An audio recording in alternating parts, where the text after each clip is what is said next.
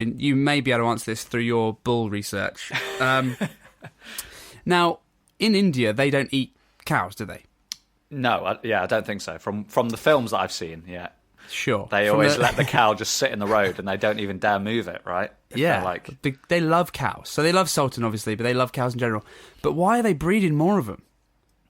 I mean... What do they use them for? I don't know. You know what I mean? Like, so why are they spending thousands of pounds or rupees on bull sperm when they're not even going to eat the things? Yeah. So we're assuming they're not eating it. So either they're milking it. They're making it and making cows and then selling them to maybe they're exporting to other countries. That seems like a bit of a weird. Like, is eating a cow any better or worse than selling a cow to another country that's going to eat it? You'd be surprised, I don't know. I don't know. But I don't know. We need to look into this. Or dairy. Maybe it's like the eating of the cow is wrong, but the drinking its milk is fine. The milking of it is better. Yeah. Could be dairy. Yeah. But then, I guess he makes good milking cows. I don't know. Yeah. Interesting. I've also got another animal Please do. thing. Please go for it today. Have you heard that they're reintroducing bison into Britain in Kent? No, I haven't, but that sounds amazing. Mate, I was so happy to see this news article in amongst just COVID and Brexit. Like, there was this glimmer of hope. There was like reintroducing bison into the Kent wilderness, right? So I think it's one bloke and then maybe 2 or 3 female bison. Wow. And it's because they it's just something else in the food chain, basically, and they when they walk around, they like scratch up against trees and stuff and knock trees down, and apparently that helps with something. So it's basically like helping like the bugs, deforesting some trees that need taking down, helping the food chain, blah blah blah blah blah. Everyone's a winner, basically, if these bison are put back in the wild, apart from if you come across one. Yeah. So warning to anyone out there. Yeah. I mean, I've seen them in Yellowstone before, and to be fair, they're probably one of the most docile animals I've ever seen. Really? I can imagine, obviously, if you push it, it will... I've seen a couple of videos as well. I say now, I've actually seen it like fling people in the air, like meters in the air. It's actually insane, actually, how strong these things are. But were they native to the UK then at some point, and they died out? Again, I did a man look. I didn't really read it, but good. That was a test. I'm glad you didn't know the answer to that, because otherwise I'd know you researched it too much. Yeah, I've done too much work. But I mean, I'm guessing they would have been at some point, right? Because we had wolves back in the day, and we had this and that, and our sort of landscape matches that sort of landscape of like New England and that sort of Montana-y, very green, wet. You know, it's that sort of thing, isn't it? That sort of northern USA where they have bison, right? So I would, my basic logic would be that, they must have been around at some point if they're going to reintroduce them.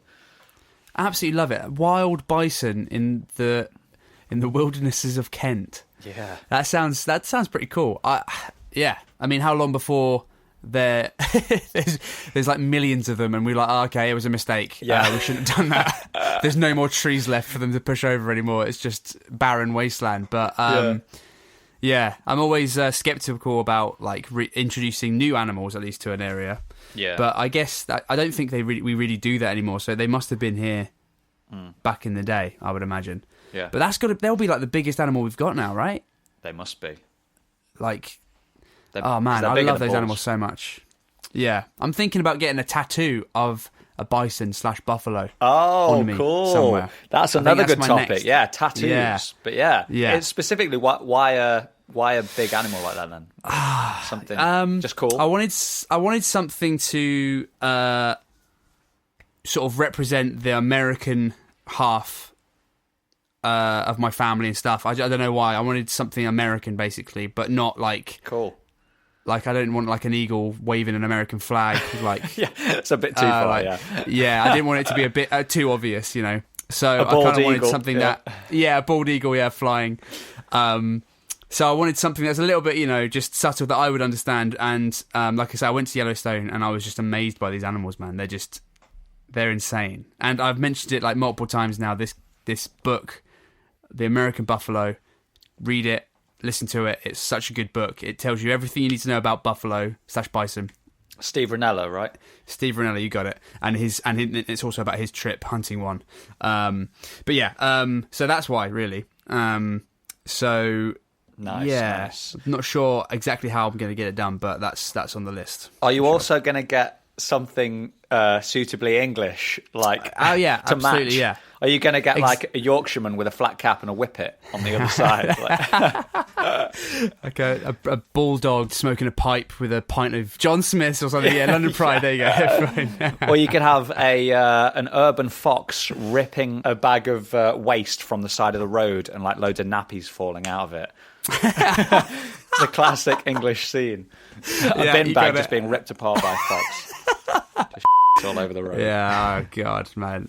It's insane how the foxes... It's amazing, but how they've adapted to, like, cities, and they're cool with it, man. Like, you know, they're not most scared. Animals, they just die out if a city gets too big and takes over their land, whereas foxes are just...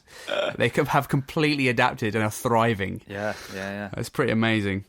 But if I wait long enough, and there's enough buffalo over here, the buffalo will then be like a... That's two-edged a good sword. Yeah. You can hedge your Britain bets and America. early. Exactly right. Yeah, hopefully it works out.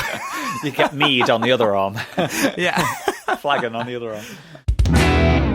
I've had a few requests from people listening about us maybe going in a little bit more in depth with some of the stuff that we talk about. Oh, okay. And what I mean by that is maybe... Because we mentioned things... I think we assume people listening are already into things that we are into, whereas I feel like there's a lot of people listening. Well, there's definitely not a lot of people listening, but the few people that are listening aren't already into all the stuff that we're into, and they ask me questions like, "What is reverb? What does compression mean? Right, how do you smoke? okay. How do you light a cigar? What's peated whiskey?" We had that a few episodes ago. We went into that a little bit in depth. So I was thinking we could maybe pick a subject today and sort of go in on it. Let's do it. I was thinking maybe asking you right now about your cigar habits and traditions and how you go about lighting.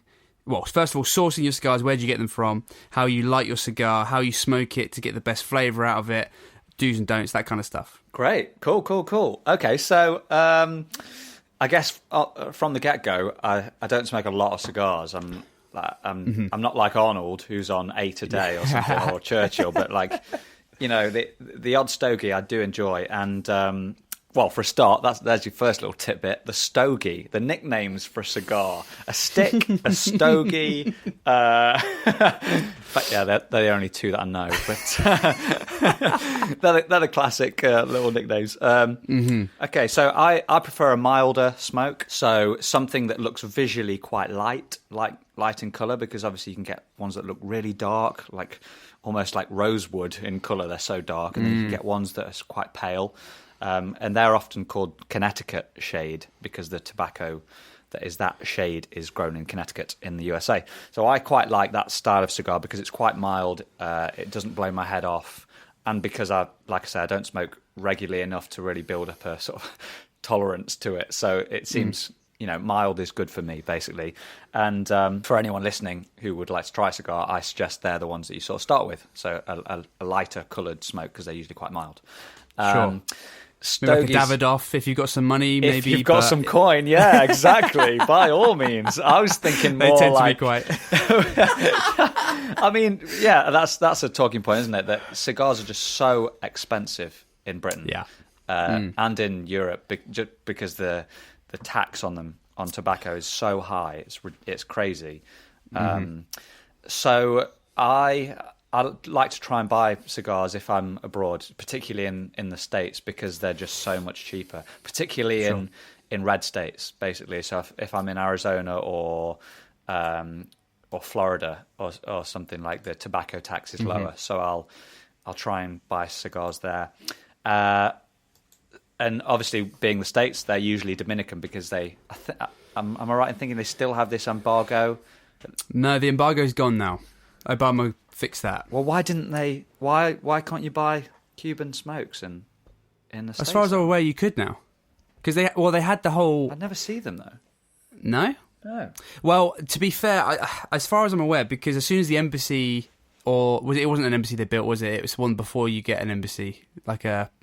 Anyway, basically the embassy they built in Cuba, I'm pretty certain the embargo just stage by stage started getting lifted. Unless something's changed. Right. The only thing I can think of why there's not many Cubans in circulation is there was a whole business of like the red dot Cubans where you had the American-made Cubans and maybe... I don't know, suppliers are sort of being strict on it. I could be wrong, but as far as I was aware, the embargo is done now. So a bit of backstory, because Cuban cigars have got this reputation of being the best in the world, but like basically in the 60s, was it the Cold War? Basically, America had this massive beef with Russia, and Cuba was seen as this little like stepping stone for Russia to attack the States, basically. And John F. Kennedy, who was the president at the time, he was actually partial to a cigar, an H. Upmann Corona Jr., which you can still get to this day. And he loved these cigars, right? And but he also wanted to impose this embargo on Cuba because they were seen to be harboring the communists, basically. So he got one of his employees in the White House to go around the whole of Washington, D.C. and go into every cigar shop and buy up their entire stock of this H. Upmann Corona Jr. And he basically, this employee came back into the Oval Office with this like... It must have been bigger than a wheelbarrow because there were loads of them. So there must have been like hundreds or thousands of these cigars that JFK liked. And as soon as he saw that he owned them all, he basically signed this embargo saying that Cuba couldn't export its goods into the US. So from that point on, basically you couldn't get Cuban cigars in the US.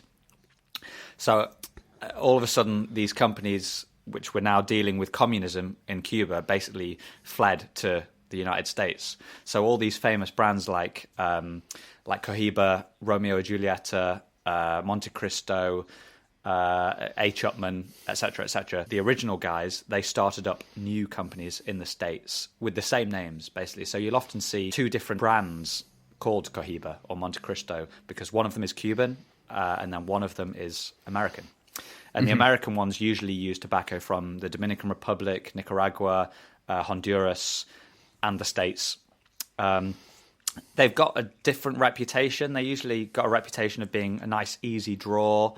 There's lots of smoke. You know, if you picture Snoop Dogg when he's smoking a blunt or something, that's sort of like masses of smoke. That's much easier because the draw is much easier on a non-Cuban cigar, which means and the draws, how easy it is the air gets through the cigar. So you can, when you're sort of taking it, like toking on a cigar or taking breath through it, the ease of that is the draw. Exactly. So yeah, I quite like non-Cuban smokes because they're cheaper, and to me they can be just as good. It's like all things, really. You can get bad ones and good ones. Sure. What else? I mean, lighting and cutting is always the first thing you need to know. Like you see lots of dudes in films just like chomp the end off a cigar, right? God. My top tip to you: do not do that because you will just waste whatever money you just spent on the cigar. That's just for films, basically. So you want to get a little cutter. You can get cheap ones for usually a couple of quid, or you can, sky's the limit if you want to be fancy. But you can just get a cheap one, and it's basically like a little guillotine in your hand, and you just chop a very small amount off the end, just so that you've got a sort of opening within the cigar that you can draw air through, basically, so that the smoke can go into your mouth.